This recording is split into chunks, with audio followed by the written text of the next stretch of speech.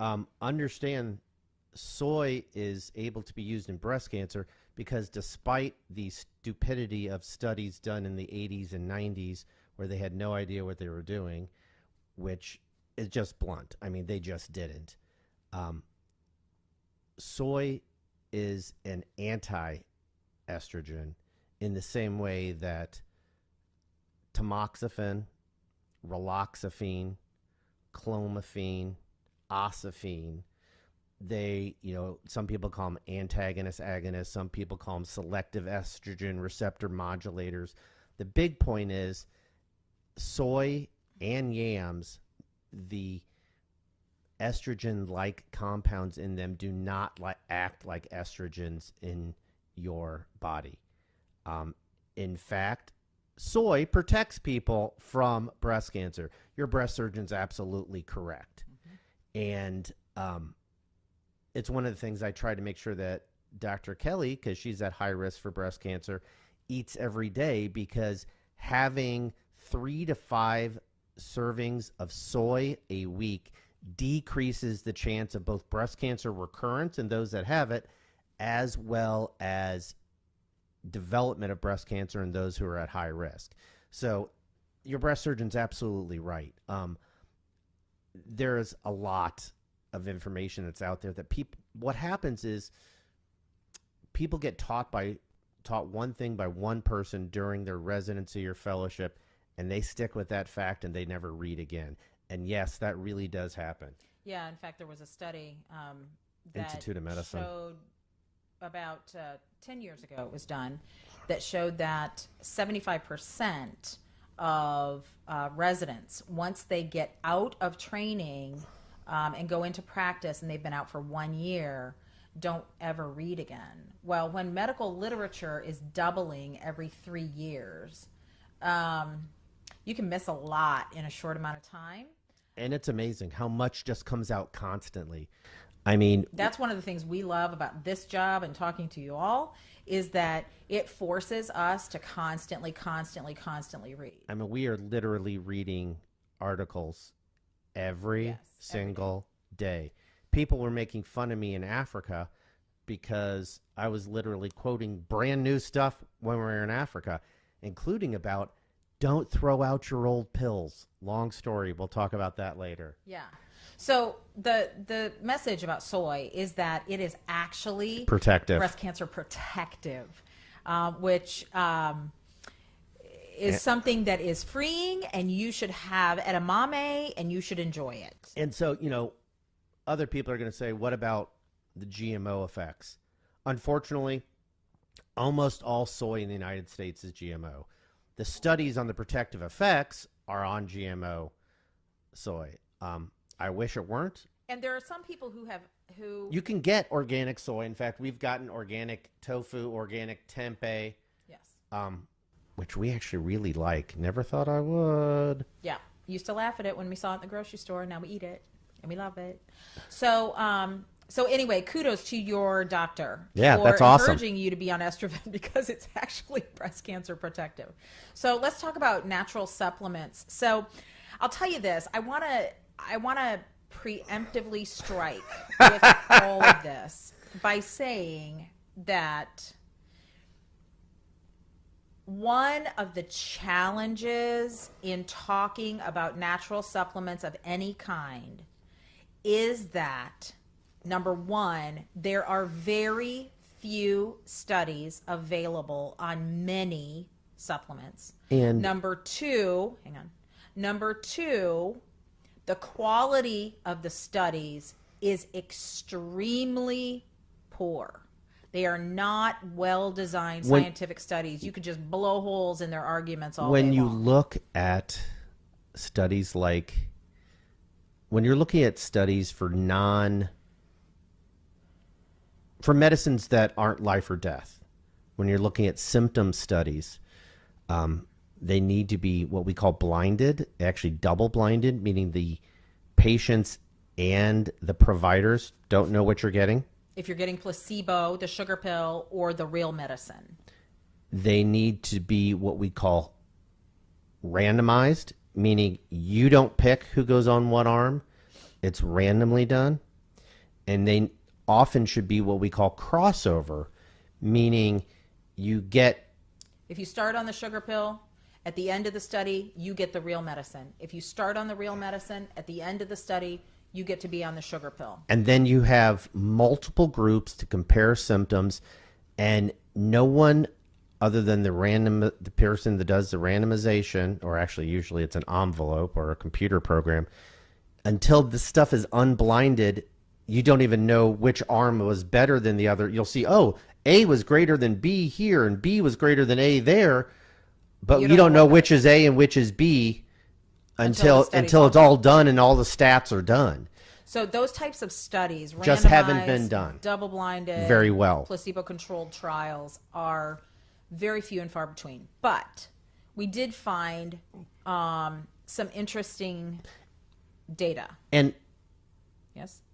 So the other thing to remember about any study, and this is hard to understand, even when we're talking about treatment with antibiotics, the way those studies are done, not everybody gets benefit from everything, from any drug. Nothing's 100% in medicine. And there will be people that get benefit from placebo.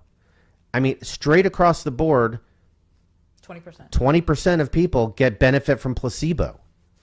So if people get 20% of people get side effects from placebo. If I say that something has not been shown to be helpful, this is what I want you to know. I'm looking you square in the eye right now.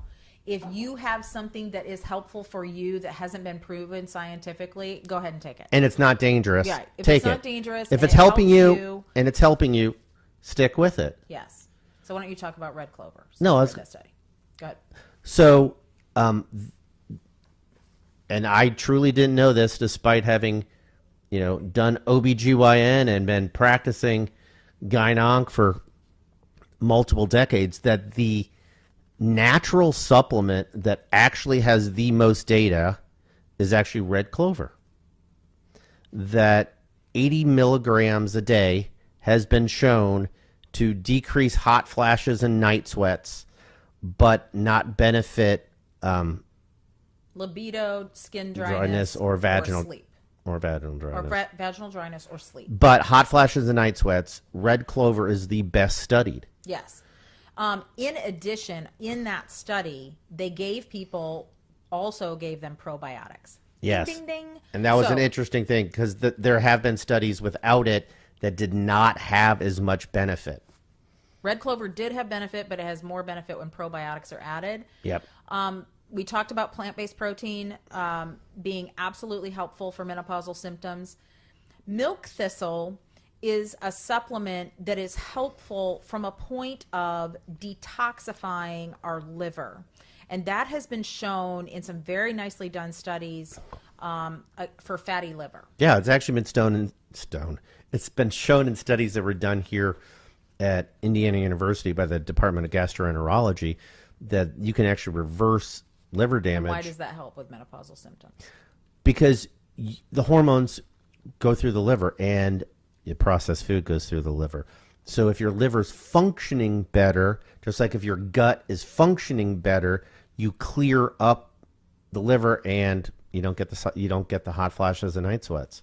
So then there was one study, and I'll tell you, this has not been reproduced, but it was a nicely done study, and it showed a very, very significant drop in menopausal symptoms with a combination. So you don't know which drug did it. It could have just been the red clover that was in it, but Dong Quai was in it, red clover, milk thistle, and black cohosh.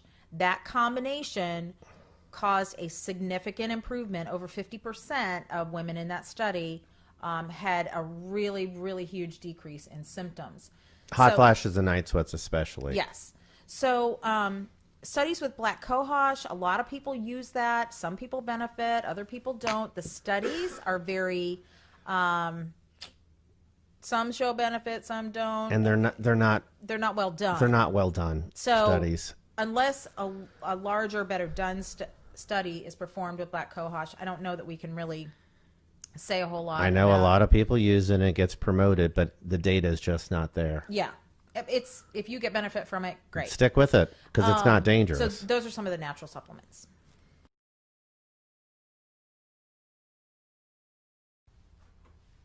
Interesting things.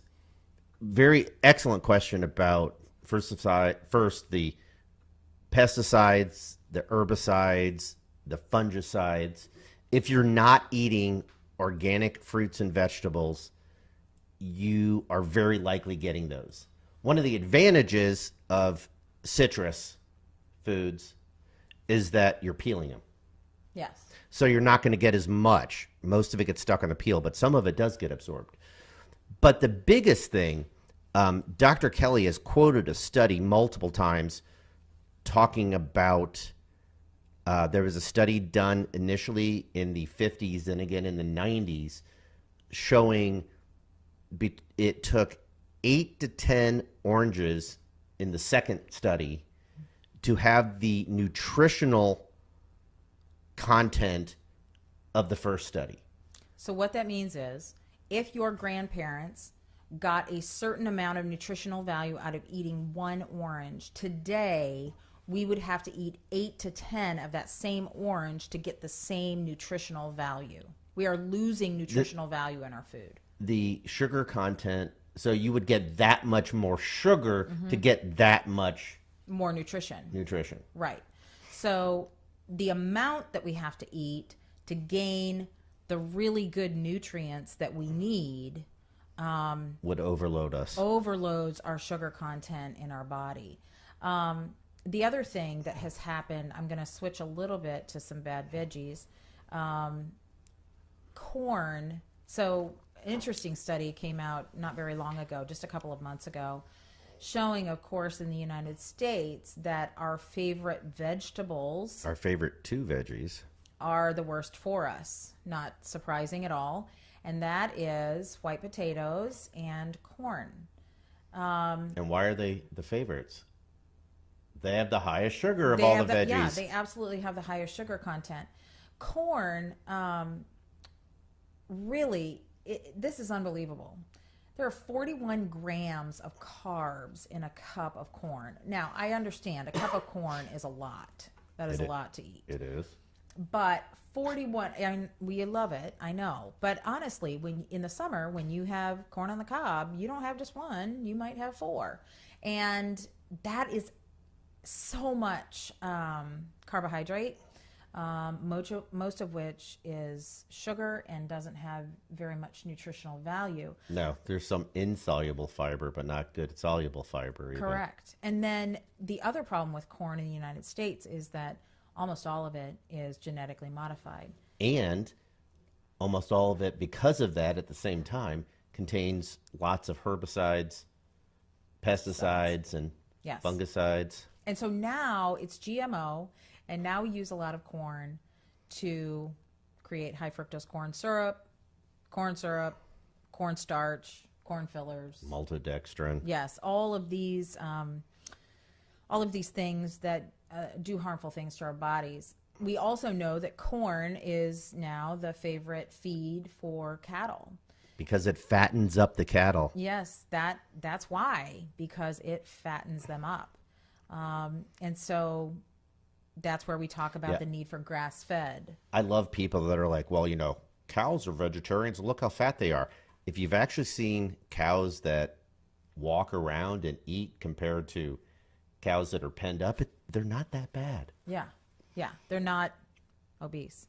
And so corn, we have a lot of it in our diet. Our kids eat a lot of it in school lunches. And the nutritional value is minimal. Yeah. Same with potatoes. And the other thing about potatoes is that white potatoes, you have to be careful that they're truly ripe. Correct. So we did a post, I think it was yesterday on, or was it tomorrow? Today, alkaloids. Was it today on alkaloids? So you may have heard Dr. Stephen Gundry talk about fears of eating nightshades and that there are lectins and alkaloids that are harmful to our body.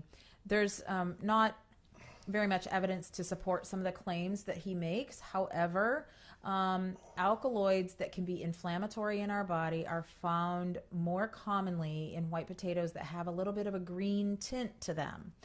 And so I know we don't make it a habit to walk up and down the grocery aisles to look for green potatoes, but if you do see those, stay away from those and get ones that don't have that green tint. Yeah, and you know it, if you cut into one, you will actually see that. You can notice it on the outside, but you really notice it On the on the inside. white potato when you cut into it and you have that little rim of green. Yeah, just Those have to be cooked like crazy if you're going to eat them. yes. And I don't mean deep fried. Good point.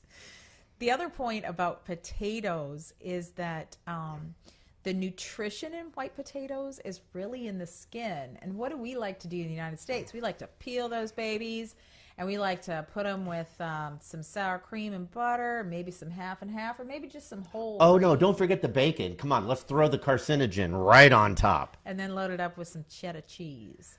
So For all those lactose intolerant 2/3 of you. yes. So that bit about peeling the skin is really where there's fiber. So if there's any nutritional value at all, it's in the skin. Now, I know what you're going to say.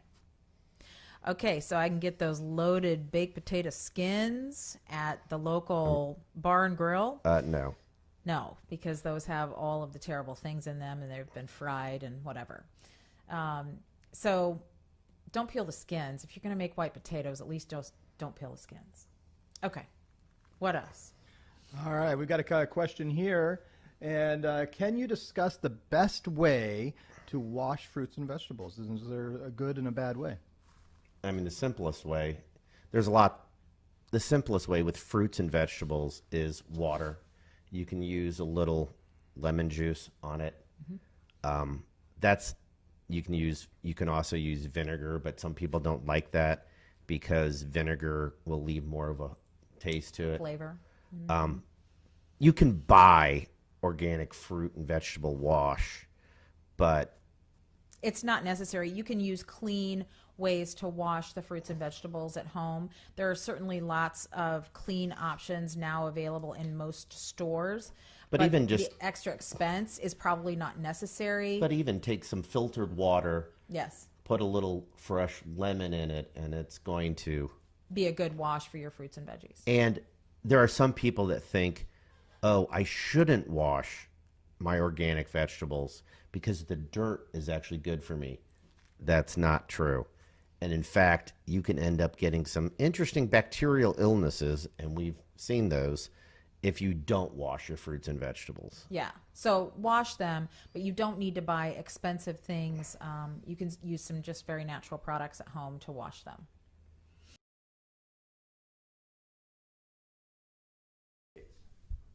There's several things. First, just straight basic white rice is in the United States is stripped of all of its nutrients. It is not nearly as processed in the rest of the world. However, one of the issues that people get into in other parts of the world, which in the United States we have no issue with, is protein deficiencies, what we call kwashiorkor. And that is something that I see, unfortunately, way too frequently over there because they do subsist on white rice. Correct. So while that is part of their nutritional armamentarium, it doesn't mean that they are getting the adequate nutrients from that food, but that is really what they have to exist upon. And this is not to support GMO at all, but the original idea behind genetically modified foods was actually to add vitamin A into rice in Southeast Asia and Africa because that was a nutrient that was desperately Deficient. Obviously, genetically modified has gone crazy, and we won't get into that tonight. But just because they're eating it and the rest of the world doesn't mean that it's actually still healthy for you. Yeah, it doesn't provide the full complement of nutrients that we need for our bodies to function completely normally. No, you're missing essential vitamins and minerals. And protein mentioned at the outset, but let's start with rice. So brown rice is actually the unrefined form of white rice, what we know as white rice. Brown rice still has the hull on the grain, and that contains the nutrient value of the rice grain. Right, it especially has the B vitamins in it. Yes. And that's part of what you're missing with white rice. In addition, there are lots of flavorful substitutes. Some people like some of them, some people like others of them. Ones that are very good for you: millet, buckwheat, and quinoa. We have an example here of some buckwheat. They're called buckwheat groat, and that is a bizarre name. But they are really, actually, buckwheat is really tasty. And buckwheat has nothing to do with wheat. It is still gluten-free. That is correct. There's also black rice, which Correct. is just a variant, but has much more nutritional value than white rice. So you can still have your rice. And in fact, one of the things we've learned recently is that more and more places that traditionally serve sushi are going to Brown rice options. brown rice options so you can stay away from the white rice. Which is wonderful because we love sushi. And with only white rice, we haven't had it very often, but we're excited that there are some options with brown rice available. So millet, buckwheat, quinoa, brown rice, black rice, there are lots more options, but those are some to look up immediately. And like Dr. Kelly said, not everyone's going to like all of them. Everyone in the world has different opinions about what food they like. We don't even like the same foods. So, that's just an opinion. We're just trying to give options that are healthier for you. Yes. So those are some good subs for white rice. First of all, I just want to say basic brown sugar is worse for you than white sugar. And the reason is, with white sugar, they take the sugar cane, they strip everything down till it's this white crystal, and then to make brown sugar, they actually add the molasses back. So it's even processed another step beyond white sugar. Yes. So one of the things that we talk a lot about, and those of you who've followed us for a while have heard us talk about something called glycemic index. And that is, how much does a certain food spike, raise your blood sugar? And you want it below what? Well, the normal, the original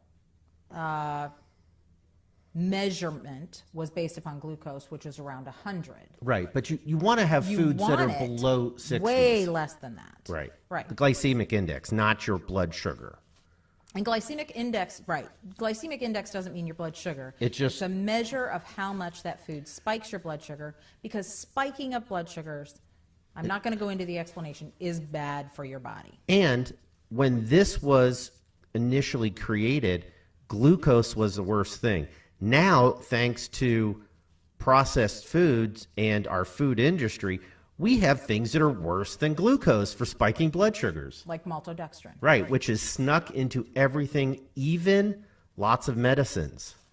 So some really good substitutes: honey, maple syrup, agave, coconut sugar, and then two sweeteners that are very, very helpful that actually don't spike your blood sugar at all: monk fruit and pure stevia.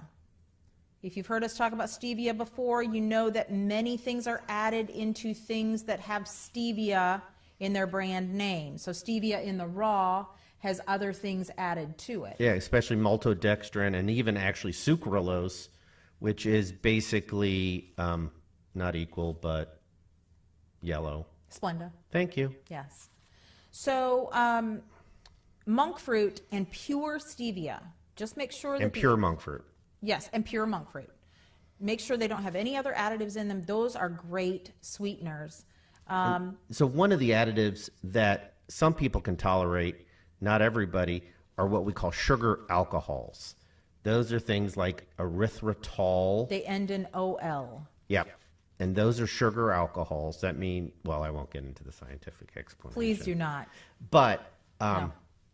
all sugar alcohols in enough amounts, like a teaspoon, are extreme laxatives. In fact, that is what they're used for medicinally, sugar alcohols are. Most people have no issue with them in tiny amounts, However, unless you're a Geisler some people do. and all the rest of. So we don't give this boy any of those OL things because otherwise I'm a bathroom widow. So, That's so pleasantly put. Yes. So honey, maple syrup, agave, and coconut sugar are great substitutes for white sugar. And what I want to tell you about them is that the glycemic index of those ranges between 30 and 50 for any of those. So that is below the target of 60 that you want. And understand that all these things, even though they're better for you than table sugar, should still be used in moderation. Correct. Anything excessively used is going to cause problems. And if you saw any of the things we were talking about on the Facebook post today, there's a reason behind why they cause problems and lead to the other diseases, which we won't go into tonight. But it's a fairly simple, straightforward issue. But none of these can be used in excess. This explains so much of the disease and obesity in the United explains States. it? The amount of sugar that people are taking in by eating white rice, white pasta, white bread, white sugar, and white flour. Yes. It explains a large The portion epidemic- of chronic disease. Yeah, obesity and chronic diseases. Right. So those are good subs for sugar. All right, some reminders that you can ask the questions right here on the Facebook. We have about 50 of you watching right now live. We know there'll be hundreds of you watching over the next 24 and 36 hours. What we want to know right now is, what is your favorite non-white sugar sweetener? All the ones we mentioned. I will use about a week and a half ago, I was making some fresh fruit sodas. I have a soda stream that I make and throw just usually a little bit of juice in. I was making some for my kids, was throwing in. I tried a little stevia. That wasn't doing it for them, so I took some monk fruit with some stevia, boiled it together with some limes and lemons, created a reduction syrup, and then Wow. I had 2 tablespoons per liter and created my own soda. And let me just say, my kids liked it. Wow. Ooh. So there are all kinds of things you can try, but we'd love to know in the chat, what is your favorite sweetener?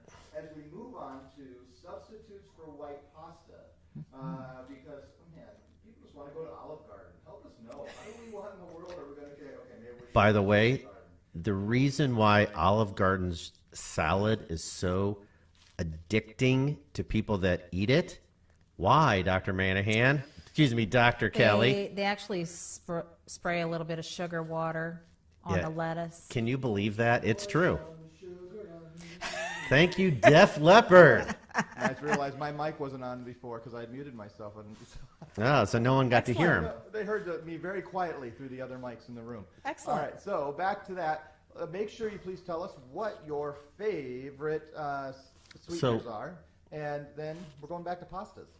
Okay, so safe subs for pastas. First thing, Dr. Kelly will get into very specifics, but if you are trying to substitute for pasta, read the labels very closely, because a lot of times they will they will say it's a healthy substitute, but they throw in maltodextrin as a way to keep things together and bind Right, the and pasta. then that loses its nutritional value. And I'm it spikes your blood sugar like crazy. Right, I'm going to show you, without spilling things, I'm going to show you this right here, cauliflower pasta. Now, we looked long and hard for a cauliflower pasta that was clean, and this particular Cauliflower and cauliflower chickpea. pasta has lentil flour, lentil. P as in PEA, flour, and cauliflower flour. Say that 5 is times as fast. clean as you can get. And before all of you roll your eyes and say it's going to be disgusting, It's not. I have 2 nieces and 2 nephews related to that brother over there who can be picky in the foods that they like. Are you saying my kids are picky? Okay, No, I yes, they love are. them dearly. They are picky. I love them dearly. They're picky eaters. But they're a little bit picky. Lots of kids are. And guess what? They love this cauliflower pasta. In fact, Nate was able to make them a meal with it, not tell them that it was any different. They ate it all. And to be completely honest, if you put just the pasta, you know, your typical whatever semolina pasta next to the cauliflower pasta without any sauce, you're going to know the difference. Correct. Because you're going to have that little bit of cauliflower taste. But as soon as you put a sauce on it, a clean tomato sauce, Without sugar added. as I said, clean, Yes. then you don't Then know it's the difference. awesome. Another one that I have tried myself and I enjoy a great deal, and my nieces and nephews have also eaten this and scarfed it up, is chickpea pasta. And Yep. you can get these chickpea pasta, you can get at any of a variety of normal type grocery stores. You can get them at a Kroger, you can get them at a Publix, you can get them at a Meijer. You don't have Eagle. to go to specialty shops At all. to get them. Not anymore. Right. Things are available more and more. And then you have other ones, other options which have been around for several years. Zoodles. Yes, zoodles. Some people like those and some people don't. Grocery stores will cut them up for you so you don't even have to do that anymore. One of the things that we really enjoy, especially when they're in season, is spaghetti squash. Oh. I am not even a squash lover at all, but spaghetti squash, You just hate playing. Do you break the rackets? Is that why you don't like squat? Just a, I love spaghetti squash with a clean marinara over it. Outstanding. yeah, it is. I love it. Wonderful. You can also get brown rice pasta. So there are tons of Options. options that are available for pasta so that we don't have to give up that really fun part of our diet. For white bread, I'll tell you the best, healthiest, non-gluten-free. So for any of those of you who need gluten-free, non-gluten-free bread is Ezekiel bread. It is a sprouted grain bread, and it is sprouted grains and legumes. Legumes are good for us. That's that plant-based protein that we love so much. But know that it's not gluten-free. But if you're looking for a healthy bread, that is a healthy bread. So one of the options that's come up as all these microbreweries have exploded around our country is spent grain bread. Yeah. And believe it or not, the spent grain that's left over after they make these microbrews is actually gluten-free because that's what goes into the beer. And so the spent grain, It's awesome. We actually had some spent grain bread last night. right, And it was very tasty. You don't even know the difference. We had avocado toast with it, and it was really Yeah. good. You can also, in our newsletter that we sent out this week about this upcoming topic, I included a recipe for almond flour bread. It is really good. It's really got good flavor. And it's not super complicated to make. I mean, bread is kind of a little bit labor intensive, but as breads go, it's not too dramatic. The other thing that you can do as a substitute for breads, the tortilla world is really popular, and there are brown rice tortillas and cassava. You can explain what cassava is. Cassava is tortillas. tapioca. Yes. So it is a flour. Cassava is a It's a great flour. anti-inflammatory flour. It is not processed, and they have tortillas. I do find that the brown rice and cassava tortillas and the cauliflower. tend to be a little bit drier. dry. So what we do is we just put the tortillas for a short time in the microwave, 10 seconds or so, just to kind of soften them up and make them stay together a little bit. And a question that we've been asked several times is, what about sourdough? So, for people that are true celiac disease, sourdough does not meet the actual medical standard of gluten-free. Correct. However, one person with celiac disease is not another is not another. A rose is not a rose is not a rose. Anyway, guess that one didn't work. Anyway, so people with diseases have different tolerance to it. It is a very small amount of gluten, but it still is not technically gluten-free. Correct. So those are some substitutes. Did you have any others you wanted to talk about? Well, I mean, With the any white of bread? any of the other flours that we use. I mean, we use buckwheat flour for things, Millet flour. almond flour. We keep trying more and more things and seeing if our even though they're older, picky children, even notice a difference. And no, they do not, doctor. Yeah, you can. There's also bean flours. Yes. Oh, yeah, absolutely. That have the plant-based protein in them that we love.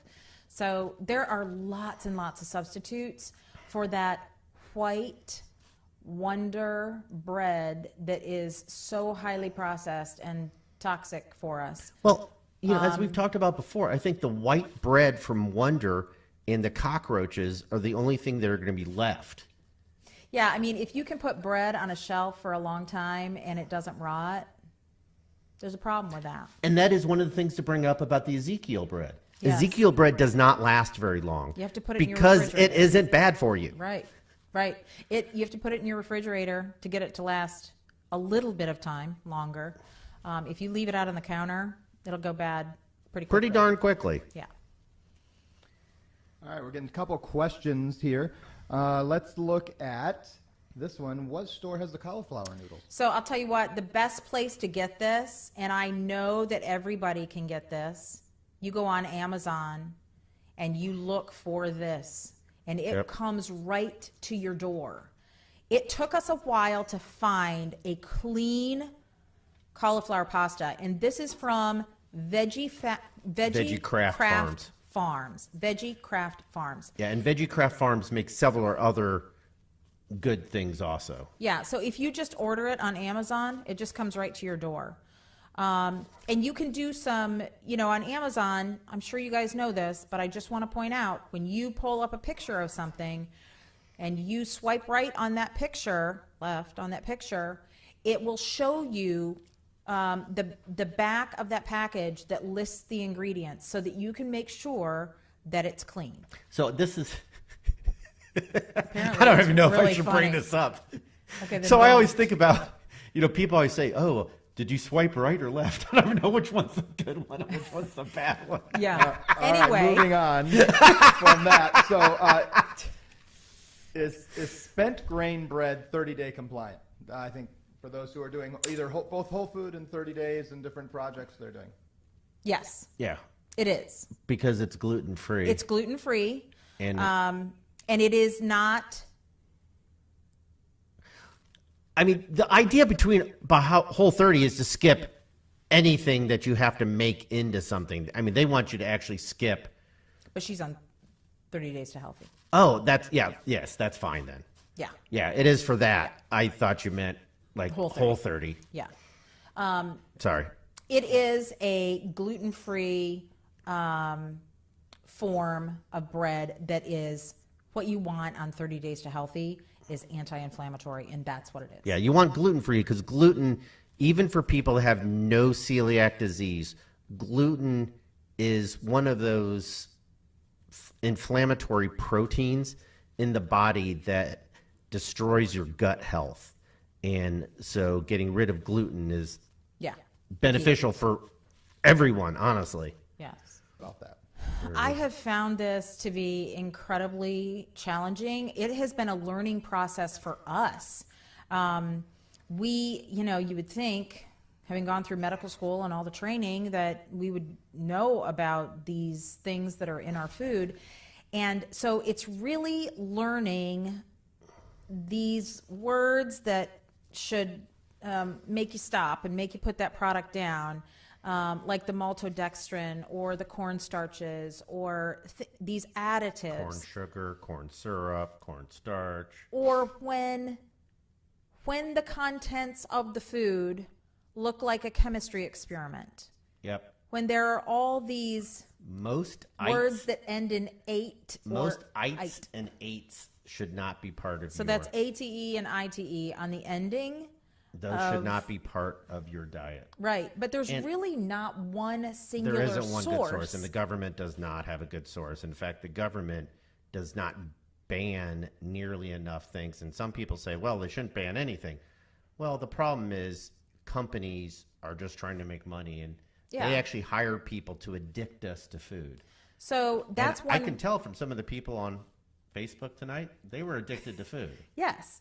So one of the things that we would welcome is we learn when you guys ask us questions about certain products. So it is not uncommon at all for people that follow us to message us from the grocery store with a picture of contents of a certain food product and say, is this clean? And tagging us on posts or questions or things like that, or putting it in the comments, things that you wonder about. That's how we all learn, because we have to be our own sleuths about this kind of thing. This cauliflower pasta, it's a great lesson in how you want super simple ingredients to form your food. There are 3 ingredients, and they are all things that we know. Lentils, cauliflower, what was the other one?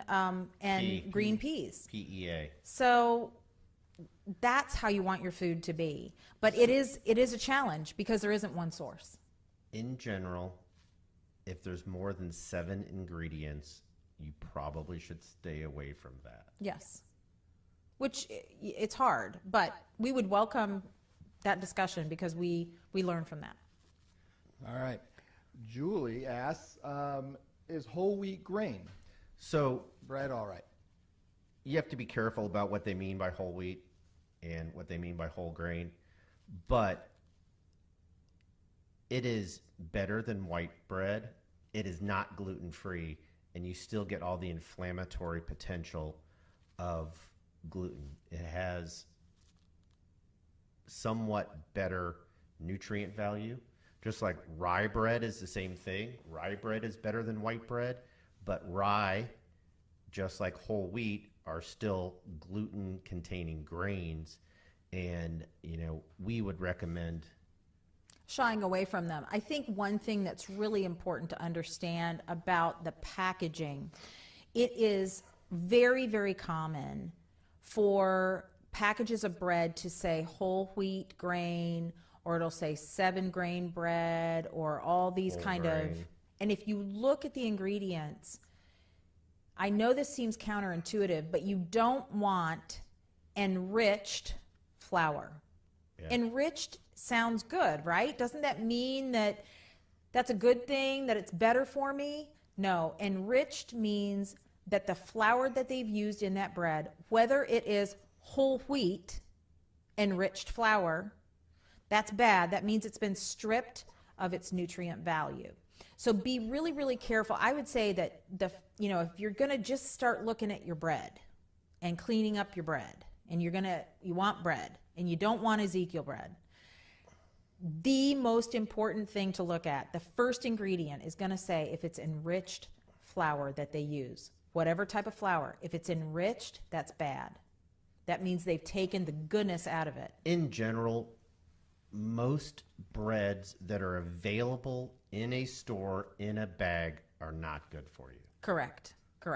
And I made sandwich Millions of after sandwiches. sandwich after sandwich for our 3 kids and sent them to school with what I thought was The healthiest we could do. the and healthiest we could do. And it wasn't often until we began learning about a lot of the wording. Now, I'm not going to go into all the other products that are in those enriched flour bags, but that enriched word, I think it's a really important thing to understand. You don't want enriched flour. And understand how long those breads have already sat on shelves, and Correct. they can sit on shelves because they're honestly not healthy for you. Yeah. Those preservatives destroy. They're keeping it alive on that shelf for a really long time.